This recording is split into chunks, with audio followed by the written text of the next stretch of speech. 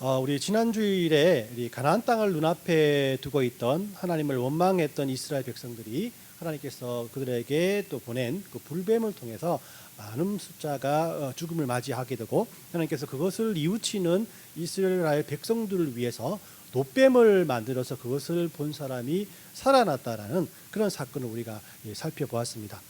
자, 이 사건이 우리에게 주는 교훈은요, 모세가 놋뱀을 장대에 달아 올려서 많은 사람들을 살렸던 것처럼 우리 하나님은 예수님을 나무 십자가에 달아서 온 인류를 구원하셨음에 대해서 우리 살펴보았습니다.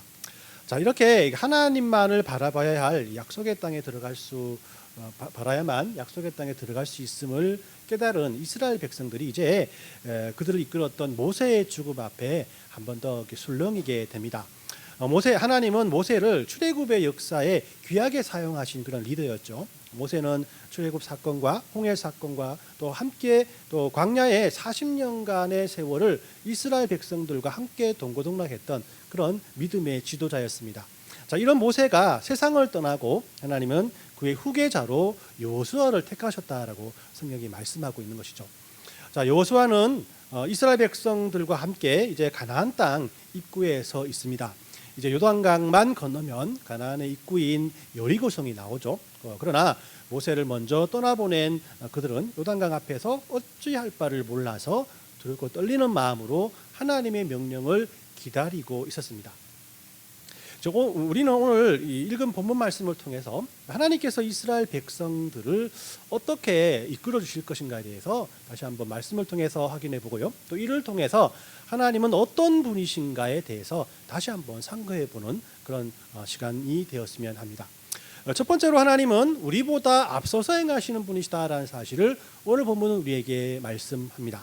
5절 말씀을 제가 읽어드립니다. 여호수아가 또 백성에게 이르되 너희는 자신을 성결하게 하라. 여호와께서 내일 너희 가운데 기이한 일들을 행하시리라라고 말씀을 합니다. 지금 이스라엘 백성들은 가나안 땅 입구에서 하나님께서 어떤 이적과 기적을 통해서 자신들을 가나안 땅으로 이끌어 주실 것인가에 대해서 기대하고 기다리고 있었습니다. 틀림없이 5절에서도 보듯이 하나님은 그들에게 기이한 일을 행하실 것이라고 말씀을 하고 있는 거예요.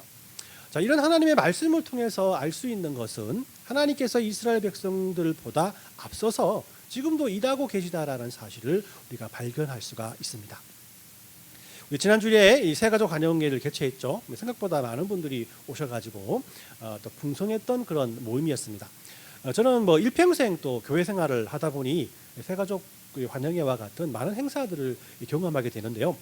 우리가 많은 행사들의 겉모습만을 보고 잘했다 못했다라고 할 수는 있겠지만 우리가 분명히 생각해야 될 것은 많은 분들이 잘 모르는 어떤 행사의 뒷면에 있는 이를 위해서 준비하는 손길들에 대해서 우리가 분명히 인식하고 알아야 한다는 것입니다.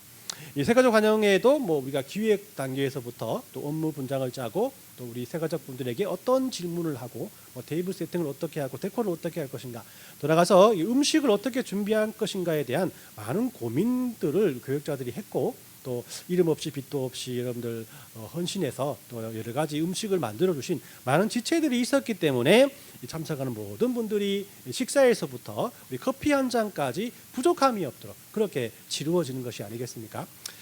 무슨 일이든지 이렇게 앞서서 준비하는 사람들을 통해서 일들이 이루어지고 있고요. 또 그 준비하는 손길들을 통해서 그 일이 더욱 풍성해진다는 것을 우리는 발견할 수 있어야 한다는 것입니다.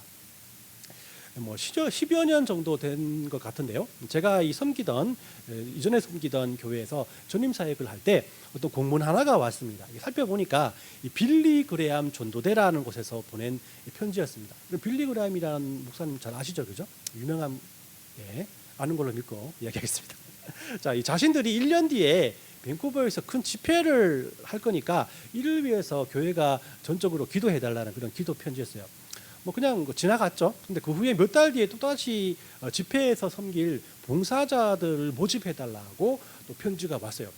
또 그냥 이렇게 지나갔습니다. 근데 그 후에 또 몇 달 뒤에 교인들에게 집회 날이 얼마 안 남았으니까 그 집회 날에 전도 대상자들을 데리고 그 집회에 꼭 참석해달라고 광고를 내달라고 그런 편지가 우리 교회에 왔습니다. 제가 섬기던 교회가 이거 한국 교회였기 때문에요.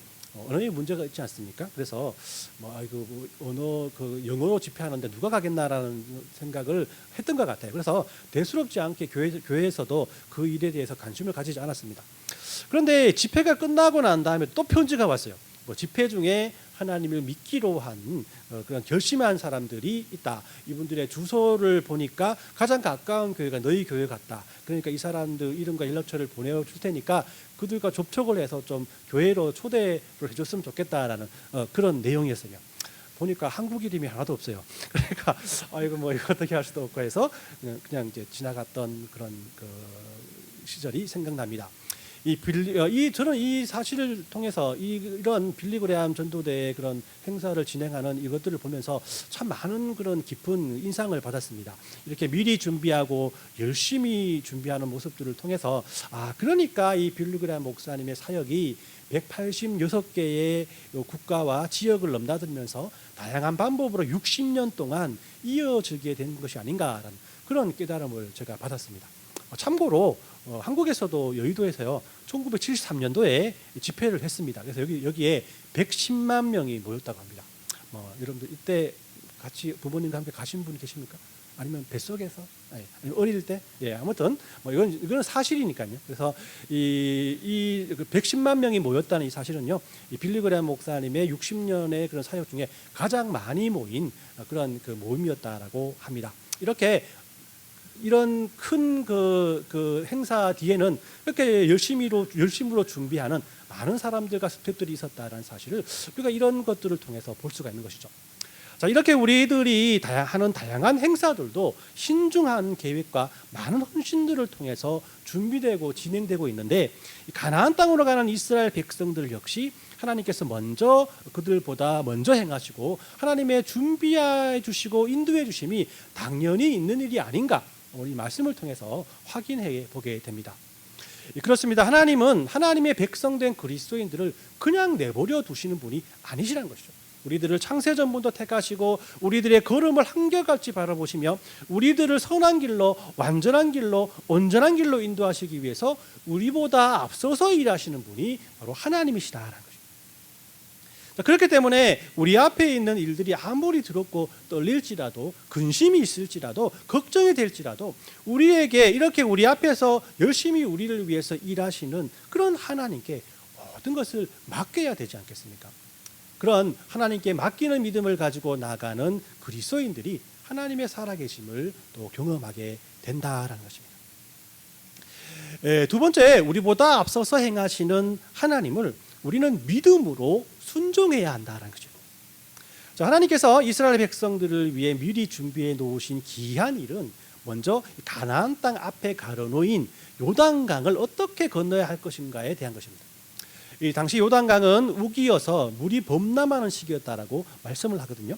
그림을 보면 요단강의 건기에는요 한 1m 정도밖에 안 되는 깊이와 30m 정도밖에 안 되는 폭 때문에 사람들이 그냥 지나갈 수 있는 그런 작은 강입니다. 하지만 우기가 될 때에는 폭이 1.6km가 되고요, 또 깊이가 3에서 4m 정도 되기 때문에 사람으로서는 그냥 지나가기 매우 어려운 큰 강이 된다는 것입니다.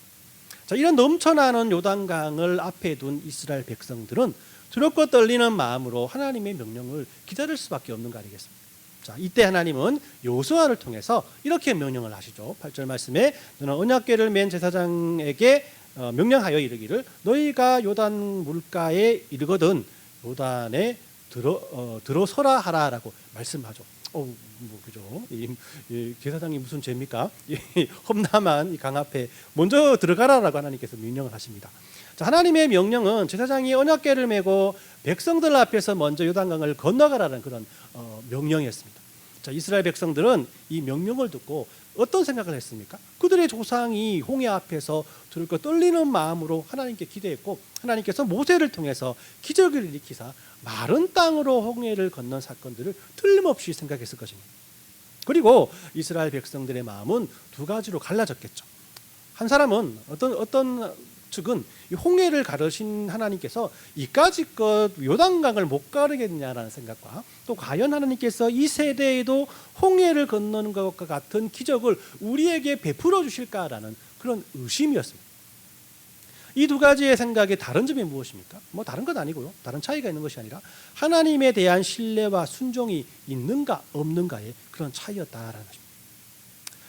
저는 아직도 한 번도 해보진 않았습니다. 뭐 군대를 안 갔기 때문에요. 낙하산을 타본 적도 없죠. 근데 여러분 낙하산을 한번 생각해 보십시오. 여러분들이 탄 비행기가 고장이 나서 낙하산을 가지고 비행기에서 뛰어내릴 경우가 되었다면 여러분들은 뛰어내릴 수 있을 것 같습니까? 아니면 뛰어내지 못하고 그냥 그 자리에서 비행기와 함께 할 겁니까? 이런 생각을 하겠죠. 그죠? 이 가방 하나가 어찌 나의 목숨을 살릴 수 있을 것인가? 또 이거 잘 펴지는 것은 맞는 것일까? 이런저런 생각으로 주저하게 될 것은 당연한 일입니다. 그러나 여러분들에게 필요한 것은 두 가지죠. 낙하산이 분명히 펴질 것이라는 믿음과 신뢰, 그리고 두렵지만 뛰어내릴 용기가 분명히 필요합니다. 그런 용기와 신뢰가 있을 때 여러분들은 그 비행기 사고에서 살아날 수 있다는 것입니다. 범람하는 요단강에 발을 담글 용기와 하나님께서 요단을 건너가게 해주실 것이라는 믿음이 없이는 홍해를 가르신 하나님의 기적을 체험할 수가 없습니다. 그리스도인들의 신앙 생각도 마찬가지 아니겠습니까? 눈앞에 펼쳐진 일들을 보고 두려움에 사로잡혀 있을 때 여러분들 어떻게 그것을 대처하십니까? 하나님께서 인도해 주신다는 믿음과 용기를 가지고 하나님 앞에 한번 나아가 보시길 바랍니다. 틀림없이 하나님의 일하심을 분명히 체험하게 될 것입니다. 결국 이스라엘 백성들은 하나님을 신뢰하기로 작정하고 또 하나님께서 명령하신 그 명령대로 순종하기로 합니다. 우리 14에서 17절까지 말씀을 보면 한번 그 내용을 잘 알 수가 있는데 우리 함께 읽어볼까요? 시작. 백성이 요단을 건너려고 자기들의 장막을 떠날 때에 제사장들은 언약궤를 메고 백성 앞에 나아가니라. 요단이 곡식을 거두는 시기에 항상 언덕에 넘치더라. 궤를 맨 자들이 요단에 이르며 궤를 맨 제사장들의 발이 물가에 잠기자 곧 위에서부터 흘러내리던 물이 그쳐서 사드라에 가까운 매우 멀리 있는 아담성을 쌓이고 아라바의 바다 여매로 향하여 흘러가는 물은 온전히 끊어지매 백성이 여리고 앞에서 바로 건너세 여호와의 언약궤를 맨 제사장은 요단 가운데서 마른 땅에 굳게 섰고 그 모든 백성이 요단을 건너가기를 마칠 때까지 모든 이스라엘은 그 마른 땅으로 건너갔더라라고 하는 거예요. 이게 잘 이렇게 이해가 안 되실 수 있어서 제가 지도를 한번 준비했습니다. 동그라미 쳐 있는 데가 아담이라는 곳입니다. 또 베타란이라는 곳이 또 이스라엘이 건넌 그런 장소이죠. 자, 이 장면을 볼 때 여러분들 홍해 사건을 설교할 때 보았던 애니메이션 우리 함께 봤죠. 그런 것들이 제가 생각이 났고요. 야, 정말 이렇게 위대하고 놀라운 하나님의 계획을 이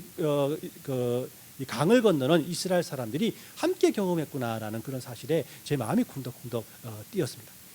언덕에서 넘쳐나는 요단강이 아담성이라는 그 변두리에서 한 곳에 모여서 쌓여서 더 이상 물이 내려오지 않습니다. 하나님께서 거기를 막으셨다는 것이죠. 물이 끊기자마자 그 밑은 모두가 강바닥이 드러났을 것입니다. 그리고 이 마른 땅을 건너면서 벌떡거리는 물고기들을 뒤로 한 채 모든 이스라엘 백성들이 이 요단강을 그냥 마른 땅으로 건너가게 되었다라는 것입니다. 여러분, 하나님에 대한 신뢰의 순종으로 하나님의 위대하신 사역을 모든 이스라엘 백성들이 함께 공유하고 함께 경험하게 되었다라는 것입니다. 이 세 번째로 우리보다 앞서서 행하시는 하나님을 우리는 기억하고 증거해야 한다는 것입니다. 이스라엘 백성들은 요단강을 건너서 여리고성의 동쪽 경계에 있는 길갈이라는 지역에 야영을 하게 됩니다. 길갈은 여리고성 전투에서 가장 중요한 그 장소이기도 하죠.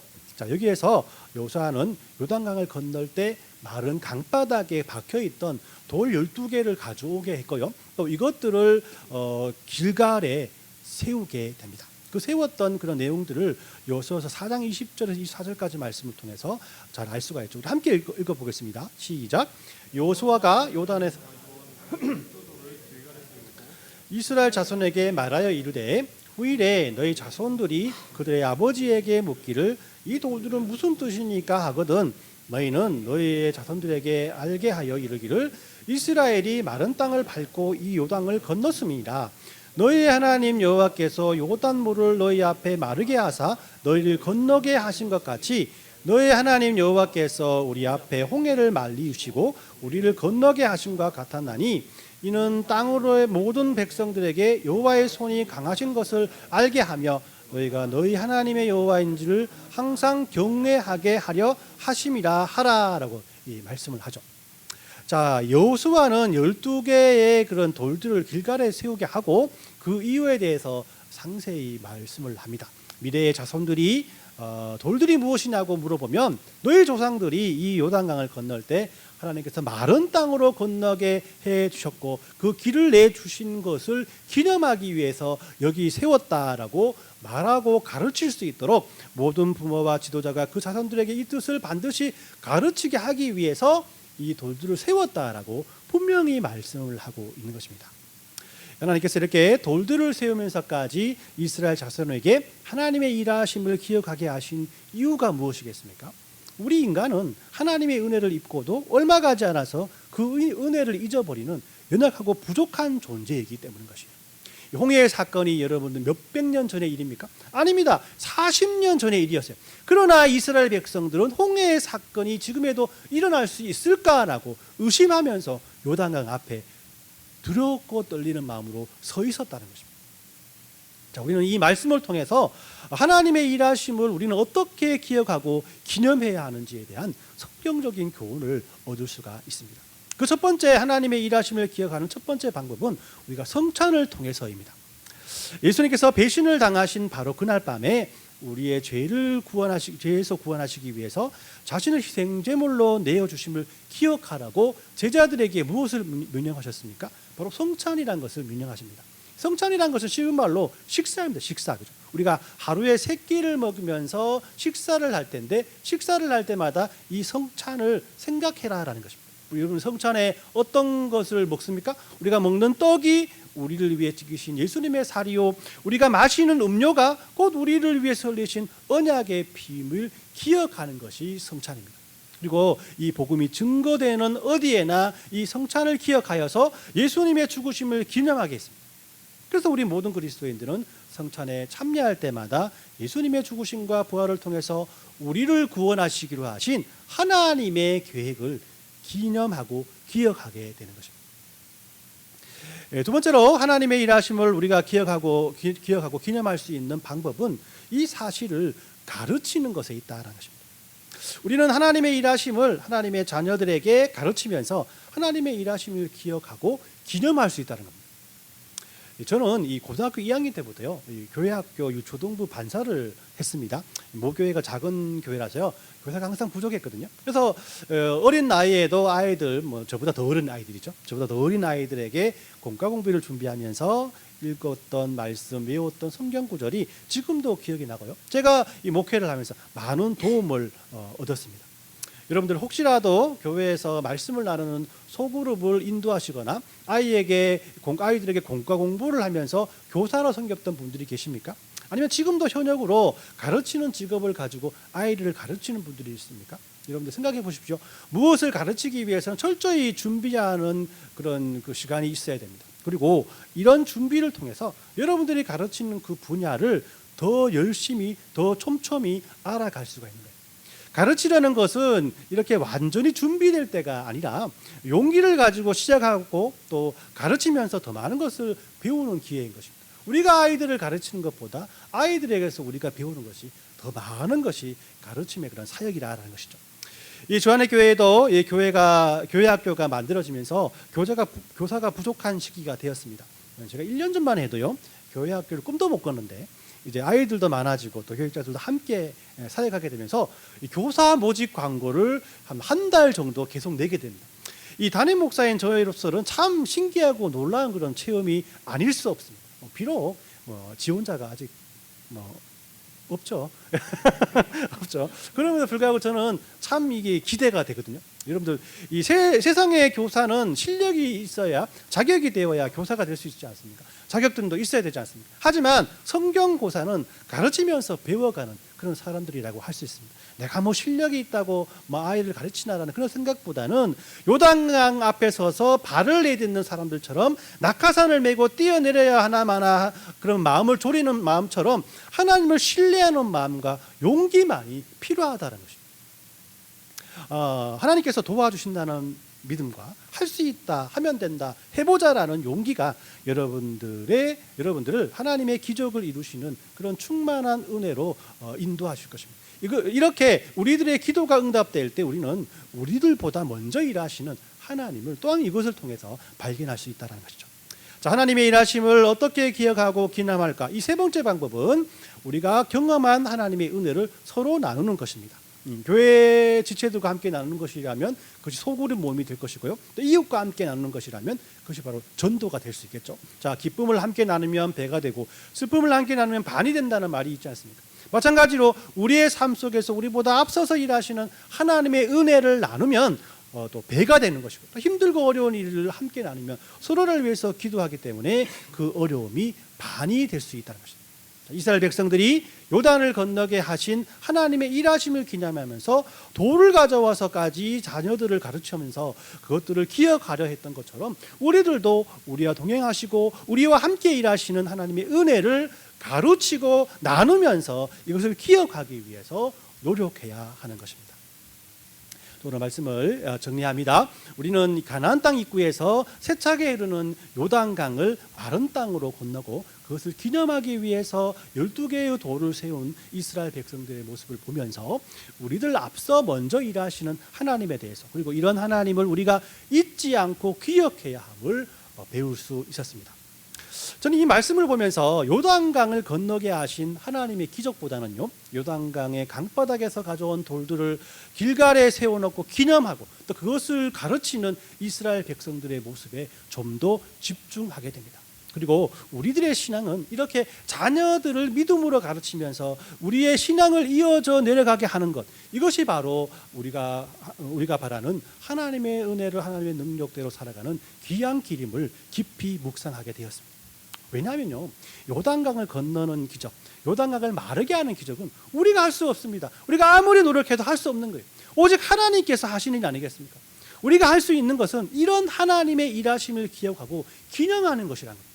즉 우리가 최선을 다해서 하나님의 영광을 나타낼 수 있는 길은 우리 자녀와 이웃에게 이 사실을 가르치고 선포하는 일이라는 것입니다.